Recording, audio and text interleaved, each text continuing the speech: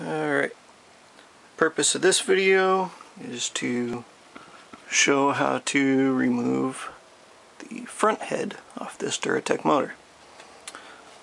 Now, prior to getting to the point where we're at right now, I removed this bolt from this chain guide, let the chain guide dangle down here, put the bolt back in the head. On this side over here, the water pump has been removed.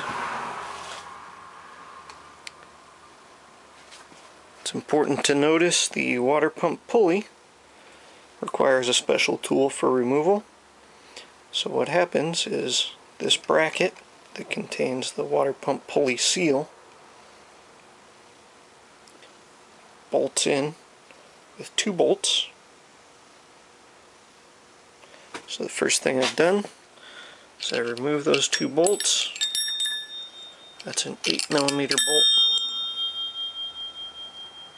Set those bolts aside.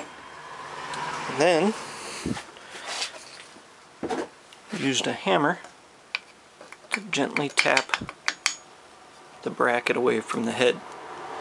There's a rubber seal in there and probably Permatex as well.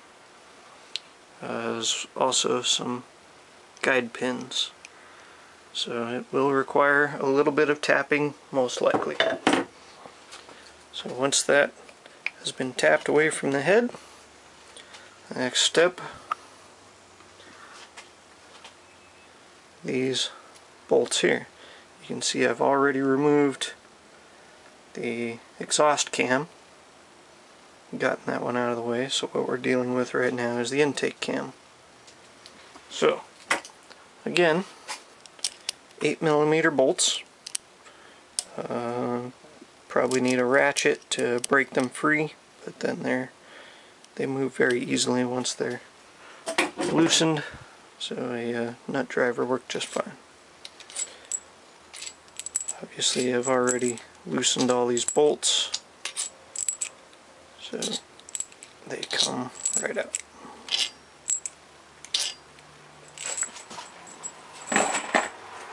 Next step is all these bearing caps. Again, I've already popped them loose. However, each one, it's important to note, has a number. I drew a map indicating which cap goes where and what orientation it is.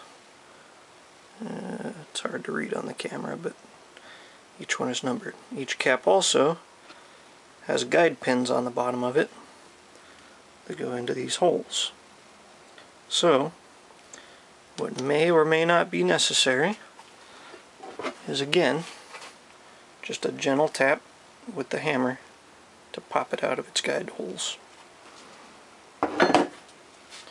Be very gentle with the bearing caps. You don't want to scratch the bearing surfaces.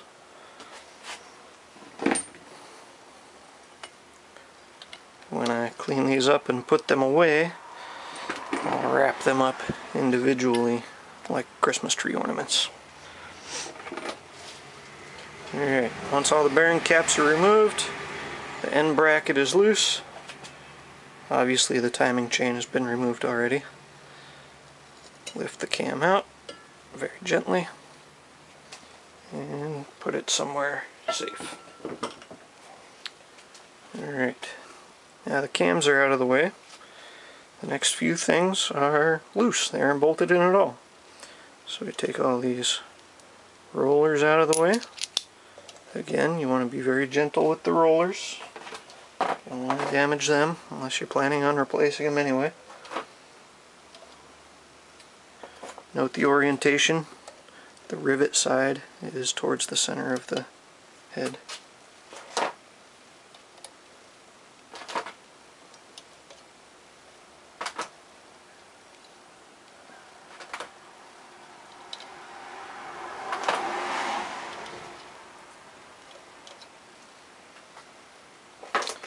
Now, with the rollers out of the way, expose these little guys here directly underneath the rollers.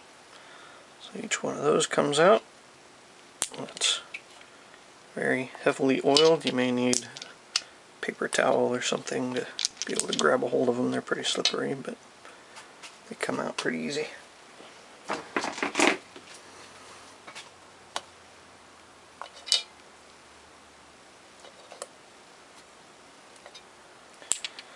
Don't make the mistake of leaving these in until you've got the head unbolted and try to carry around the head. You may end up dumping all this stuff out on your floor.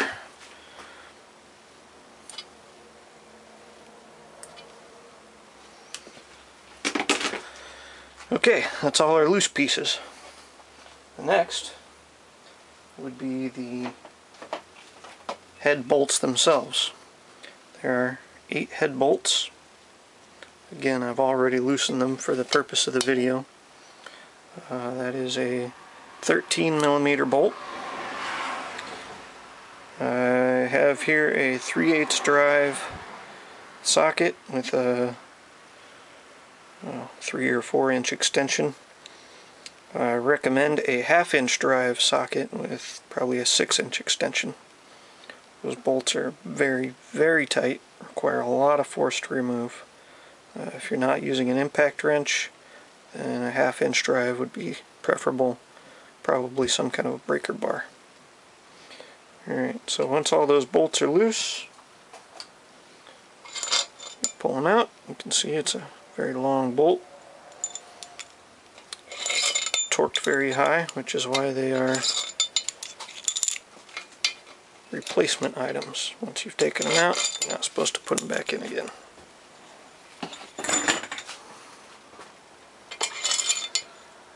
The extreme amount of force you put on a very long bolt like that will tend to weaken the bolt. Alright, so now our head is sitting there by gravity and Permatex and gasket alone. So, simple shake. Let me set my camera behind me here.